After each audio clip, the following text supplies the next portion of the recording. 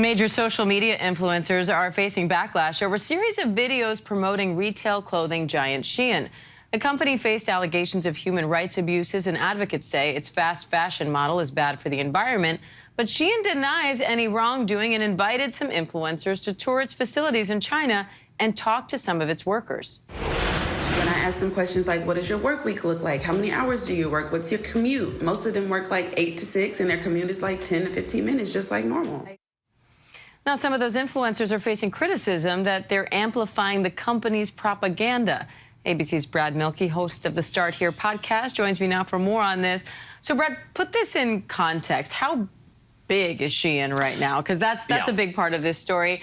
And what do we know about these accusations against the company? Yeah, so Shein, if you don't know it, it might be because you're not a Gen Z consumer who appreciates, good, solid seasonal fashion at affordable prices.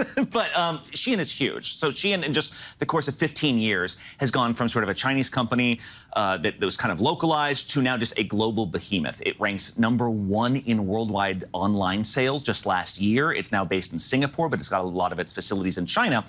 And it's long had some criticism. Some of the criticisms, like you mentioned, have been about fast fashion, which a lot of companies deal with, because fast fashion is inherently not so environmentally friendly. We're talking about things that are quickly made, quickly shipped, and then quickly sometimes fall apart. They're not made to last, and that's almost part of the business model, is because it's so cheap, great, you can just go out and buy next season's clothing. So yeah, environmentalists... It's trendy, you wear it for the season, right, and then you move on to a new set of... To a new thing, which is not that unique for a fashion house, but some of the other things that people say Shein uses to cut its costs are even more serious, where, we've seen investigative reports claiming that Shein pays some of its workers $20 a week. We're talking about 75-hour weeks for some employees, according to these reports.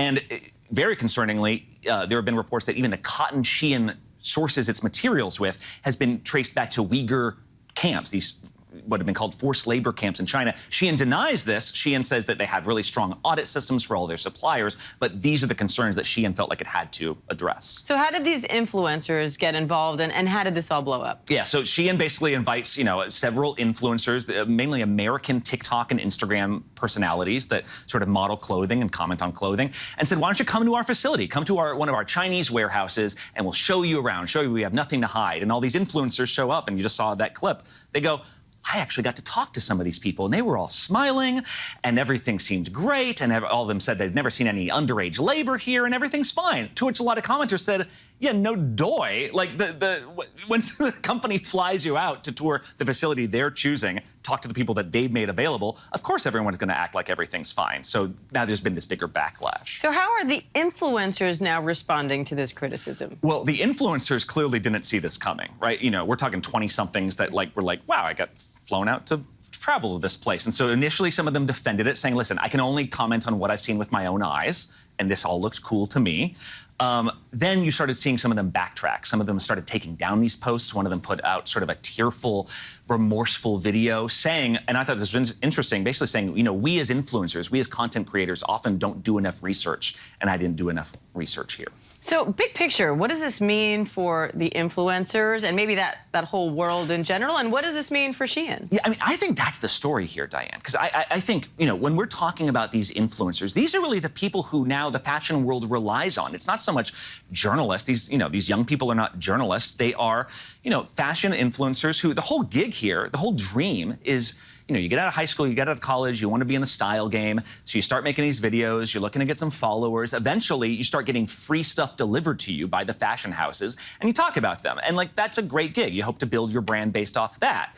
And we as Americans and we as style consumers have basically put our trust in them at this point. It's no longer about investigative journalists and about style critics. It's about these kids, essentially, and because, what are the stakes? A lot of us go, they're cool, they're stylish, and if they're wrong, what do I care?